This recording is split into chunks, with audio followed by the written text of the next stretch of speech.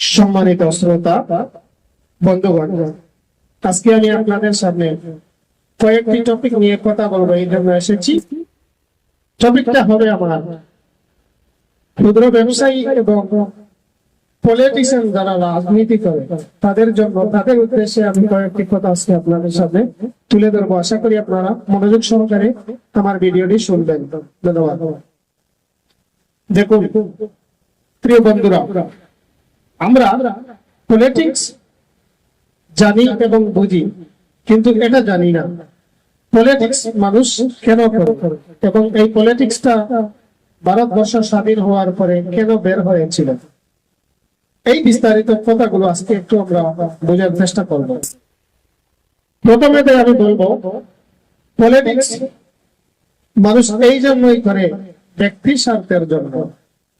কারণ আপনারা দেখবেন, সকালের আমির বিকালে ফকির হতে সময় লাগে না বেশি, ঠিক তেমনি পলিটিক্সে মানুষ আসলে সকালের ফকির বিকালে আমির বলে যায়। কারণ কি? জনগণের সম্পদ, অর্থনীতি, এইসব বস্তু লুটপাট করে খাওয়ার জন্য। নির্বাচনের আগে আপনারা দেখবেন যারা পলিটিশিয়ান তারা বাড়িতে এসে এসে আপনাকে আমাকে খুব মিষ্টি মিষ্টি কথা বলে। এই মিষ্টি কথার বিনয়ের সুরটা হচ্ছে তাদের একটি হাতিয়ার। তারা যদি আমাদের সামনে মিষ্টি কথা না বলে, তাহলে আমাদের দিলটা নরম হবে না। আমাদের দিলগুলো নরম করে তারা তাদের ফায়দা হাসিল করে, তাদের মুনাফা লাভ করে। নির্বাচনের আগে আপনার বাড়িতে ভদ্র মানুষের লাইন লাইন সকাল থেকে বিকাল পর্যন্ত লাইন থাকবে, কিন্তু নির্বাচন চলে গেলে আপনি আর তাদেরকে খুঁজেও পাবেন না। যদিও আপনার কোনো একটি কাজের প্রয়োজন হয়, তাহলে 2 থেকে 3 দিন 4 দিন ওনার বাড়িতে যেতে লাগে, গিয়ে আপনার সমস্যাটা ওনার পেশ করতে লাগে। তবুও কাজ কতটুকু হবে সেটা জানি না। এমনটাই হয়তো বাস্তবে বলবেন আপনারা। দেখুন, একটা কথা বলি বন্ধুরা, যারা উদ্যোক্তা ব্যবসা করেন, যে কোনো ব্যবসায় হোক, যদি আপনার লাভের পরিমাণটা খুবই কম থাকে, তাহলে ওই ব্যবসায় লস হওয়ার রিস্কটা খুবই কম থাকে। যেই ব্যবসায় আনলিমিটেড লাভের একটা স্বপ্ন থাকে বা সুযোগ থাকে লাভ করার, সেই ব্যবসায় আপনার মূলের ক্ষতি হওয়ারও খুব বেশি রিস্ক থাকে। এটা শুনতে কিরকম হলেও এটাই বাস্তব কথা। ঠিক তেমনি রাজনীতি যারা নেমে আসে, তারা চায় 5 বছর যদি আমি নির্বাচিত হয়ে নেতৃত্ব করতে পারি, তাহলে মোটামুটি আমার একটা পুঁজি, আমি চলাফেরার একটা ব্যবস্থা করতে পারবো।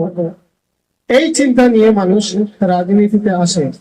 যদি সত্য কথা বলতে চাই, তাহলে আমাদের পূর্বপুরুষ যারা রাজনীতি করেছেন, যারা নির্বাচন করেছেন, তারা কিন্তু গ্রামের, শহরের, এলাকার উন্নয়নের জন্য মানুষ সবসময় মেহনত করত।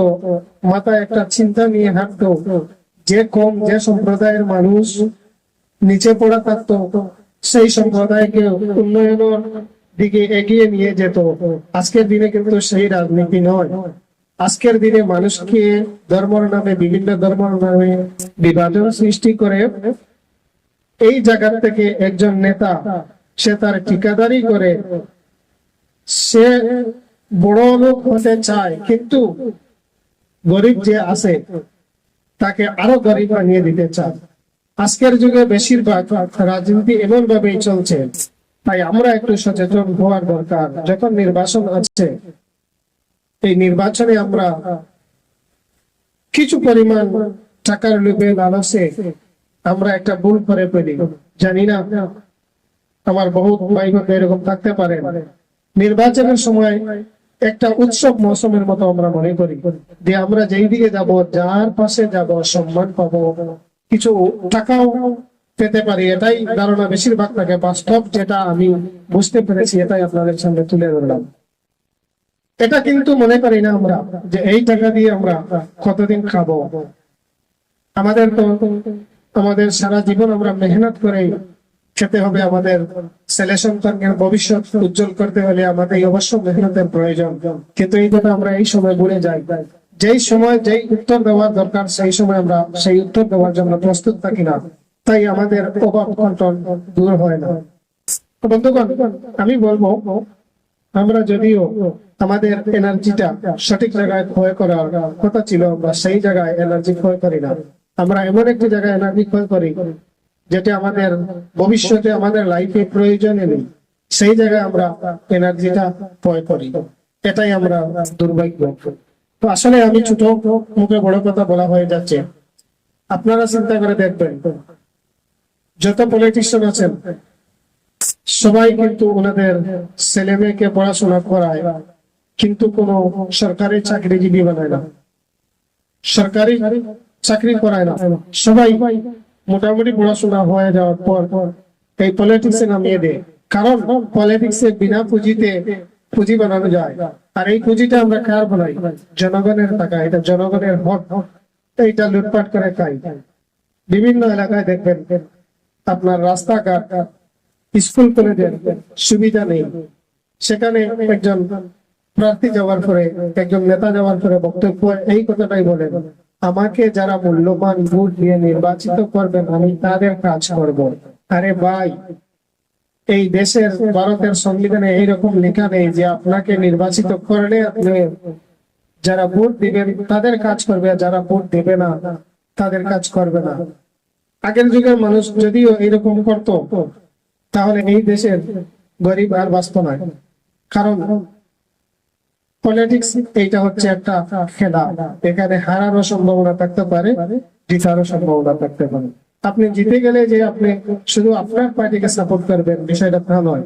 আপনি যখন শপথ নিবেন, আপনি যখন দায়িত্ব নিবেন সমষ্টি পদ বা রাজ্যের কাজ করার জন্য, তখন এই কথা আপনি বলেন না যে আমাকে যারা ভোট দিয়ে মূল্যবান ভোট দিয়ে জয়ী করেছিলেন তাদের কাজ করব।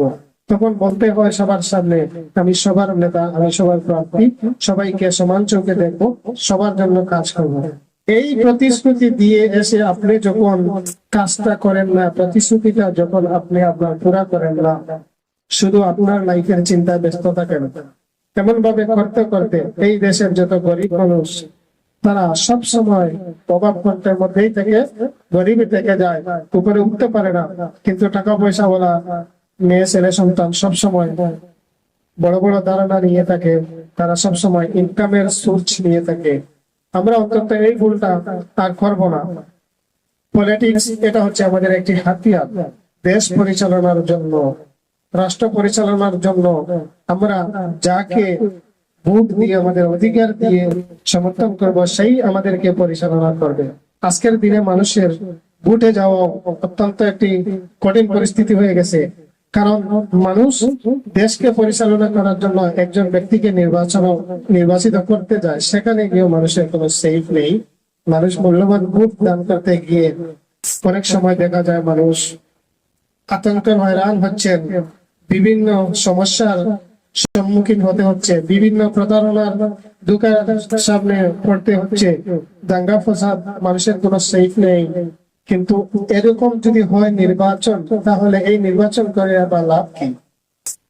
মানুষ যখন দেশের জন্য একজন সেবককে নির্বাচিত করবেন, সেই জায়গায় নিয়ে যদি মানুষ ঠিক মতো মানুষের দায়িত্ব আদায় করতে না পারে, মূল্যবান ভোট প্রদান করতে না পারে, তাহলে এই দেশের সেফ কোথায়? আপনারা বলুন। আমরা যাকে আমাদের সেবার জন্য তৈরি করব, সেই আমাদেরকে পরবর্তীতে শাসন করবে, তেমন নির্বাচন বর্তমানের যুগে এসে গেছে।